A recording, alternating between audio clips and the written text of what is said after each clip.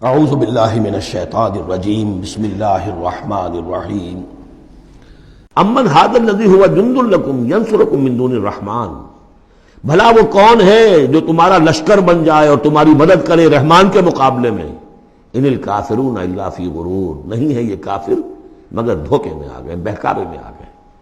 امن ھذا الذی یرزقکم من امسک رزقا، پھر بھلا کون ہے وہ جو تمہیں رزق دے سکے اگر اللہ اپنے رزق کے خزانوں کو روک لے؟ بل لجوا فی عتو و نفور، نہیں، یہ لوگ اپنی شرارت میں اور نفرت میں بہت آگے بڑھ گئے۔ افمن یمشی مکبا، یہ آیت بہت اہم ہے حکمت قرآن کے اعتبار سے، فلسفے کے اعتبار سے۔ افمن یمشی مکبا علی وجہہ اہدی امن یمشی سویا علی صراط مستقیم، دو انسانوں کا تصور کرو، ایک شخص وہ ہے کہ جو اوندھے منہ پیٹ کے بل گھسٹ رہا ہے، ایک وہ جو سیدھا کھڑا ہے، سیدھے راستے پر چل رہا ہے۔ کون ہوگا زیادہ ہدایت پر؟ اس میں نقشہ کھینچ دیا گیا ہے۔ جو لوگ حیوانی سطح پر زندگی بسر کر رہے ہیں صرف انسٹنکٹس کی وجہ سے زندہ ہیں، پیٹ، معاشی جدوجہد اسی کے لیے زندہ ہیں، گھسٹ رہے ہیں اسی میں۔ اور اس اوندھے پڑے ہوئے انسان کے معنی نہیں جنہیں آگے کا کچھ پتہ نہیں، آگے کہاں جانا ہے، وہ تو ان کے انسٹنکٹس انہیں چلا رہے ہیں، بالکل اینیمل لیول کے اوپر زندگی گزار رہے ہیں، اوندھے منہ۔ انہیں کیا نظر آئے گا راستہ کون سا ہے، کدھر جانا ہے؟ ایک شخص کھڑا ہے سیدھا، اپنی منزل اس نے معین کر لی ہے۔ یہ بالکل وہی فلسفہ ہے جو سورہ حج میں آ چکا ہے۔ انسان حقیقت میں وہی انسان ہے جس نے اپنا کوئی آدرش، کوئی نصب العین، کوئی مقصد، کوئی آئیڈیل زندگی میں مقرر کیا۔ جو شخص بغیر کسی نصب العین کی زندگی گزار رہا ہے، ہی از این اینیمل۔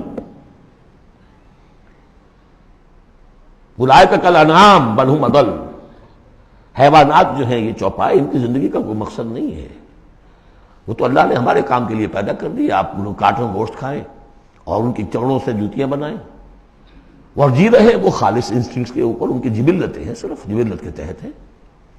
انسان صرف حیوان نہیں ہے، اس میں کچھ اور ہے، اور اس کے لیے کوئی آئیڈیل۔ ضعف الطالب والمطلوب، جتنا اونچا آئیڈیل ہوگا اتنا ہی اونچا انسان جائے گا، لیکن جس کا کوئی سرے سے آئیڈیل نہیں وہ نرا حیوان ہے۔ آخر چوپائے بھی تو اسی طرح چلتے ہیں نا۔ افمن یمشی مکبا علی وجہہ اہدی امن یمشی سویا علی صراط مستقیم، سیدھا راستہ اور اس کی منزل معین ہے، مجھے ادھر جانا ہے۔ دنیا میں ہماری منزل اقامت دین، حقیقت میں زندگی کی منزل آخرت، رضائے الہی کا حصول۔ قل ھو الذی انشأکم وجعل لکم السمع والابصار والافئدہ، کہہ دیجئے وہی ہے جس نے تمہیں انشاء، اٹھانا، تمہیں بنایا، بڑھایا، وجعل لکم السمع والابصار والافئدہ، تمہیں کان دیے، آنکھیں دی اور دل دیے یا عقل دی۔ عام طور پر قرآن میں سمع پہلے کیوں آتا ہے اور بصار بعد میں کیوں آتا ہے؟ انسانی علم کا جب آپ جائزہ لیں گے تو اس میں پہلا حصہ ہوتا ہے جو پہلی نسلوں نے علم حاصل کیا ہوا ہے، اس کو آپ اخذ کرتے ہیں اپنی سماعت سے۔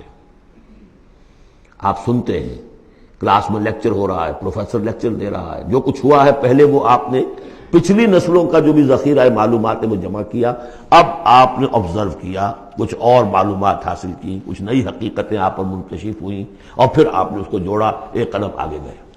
ان السمع والبصر والفؤاد کل اولئک کان عنہ مسئولا قلیلا ما تشکرون، بہت کم ہی شکر ہے جو تم کرتے ہو۔ قل ھو الذی ذرأکم فی الارض والیہ تحشرون، کہہ دیجئے اسی نے تمہیں پھیلا دیا ہے زمین میں اور اسی کی طرف تم اکٹھے کر دیے جاؤ گے، جمع کر دیے جاؤ گے۔ وَيَقُولُونَ مَتَىٰ هَٰذَا الْوَعْدُ إِن كُنتُمْ صَادِقِينَ، وہ کہتے کب ہوگا یہ وعدہ، کب پورا ہوگا، اگر تم سچے ہو تو بتاؤ۔ قُلْ إِنَّمَا الْعِلْمُ عِندَ اللَّهِ، کہہ دیجئے کہ اس کا علم اللہ کے پاس ہے۔ آخرت کب آئے گی؟ وَاللَّهُ عِندَهُ عِلْمُ السَّاعَةِ، اللہ ہی کے پاس اس کا علم ہے۔ وَإِنَّمَا أَنَا نَذِيرٌ مُّبِينٌ، اور میں تو بس صرف ایک واضح اور صاف صاف ڈرا دینے والا ہوں، اس کے سوا میری ذمہ داری کوئی نہیں۔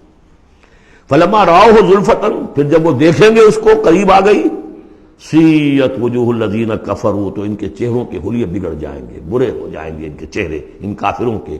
وقیل ھذا الذی کنتم بہ تدعون، اور کہا جائے گا یہ ہے وہ جس کو تم مطالبہ کرتے تھے کہ لاؤ اور لے آؤ جلدی سے۔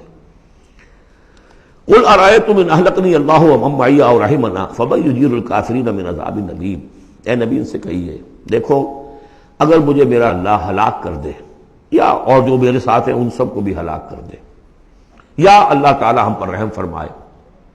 سوال یہ ہے کہ تمہیں کون بچائے گا، کافروں کو کون بچائے گا عذاب علیم سے؟ ہمارا جو بھی ہو ہم ناکام رہ جائیں، تمہارے نزدیک ناکام ہو گئے، ہمارے نزدیک تو کوئی ناکامی ہے ہی نہیں۔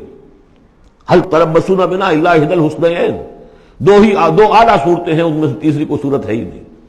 یا ہمارا رب ہمیں سب کو جام شہادت نوش کروا دے، کامیابی سب سے بڑی کامیابی تو یہی ہے، اور کامیاب ہو کر اگر واپس آ گئے تو تم بھی کہو گے کہ کامیاب ہو۔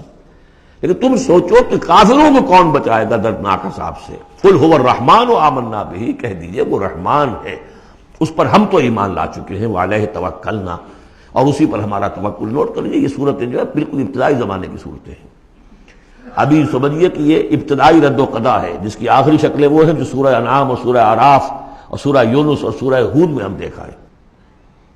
فَسَتَعْلَمُونَ مَنْ هُوَ فِي ضَلَالٍ مُبِينٍ، تو عنقریب تمہیں معلوم ہو جائے گا کہ کھلی گمراہی میں کون تھا، ہم تھے یا تم تھے۔ قُلْ أَرَأَيْتُمْ إِنْ أَصْبَحَ مَاؤُكُمْ غَوْرًا، ذرا ایک بات پر اور غور کرو، اگر تمہارا یہ پانی جو زمین کا ہے وہ نیچے اتر جائے، کبھی کبھی ایک دم بہت جو ہے ایک الارم ہو جاتا ہے کہ پانی کی سطح نیچے جا رہی ہے، بارشیں کم ہوئی ہیں، پانی کی سطح نیچے جا رہی ہے، کہاں سے لائیں گے پانی؟ وہ تو پھر بھی ابھی ایک حد تک ہی نیچے جاتی ہے، یہ پانی اور نیچے چلا جائے۔ فَمَنْ يَأْتِيكُم مِّن مَّاءٍ مَّعِينٍ، کون ہے وہ جو لائے گا تمہارے پاس وہ پانی صاف نتھرا ہوا پانی؟ صدق اللہ العظیم۔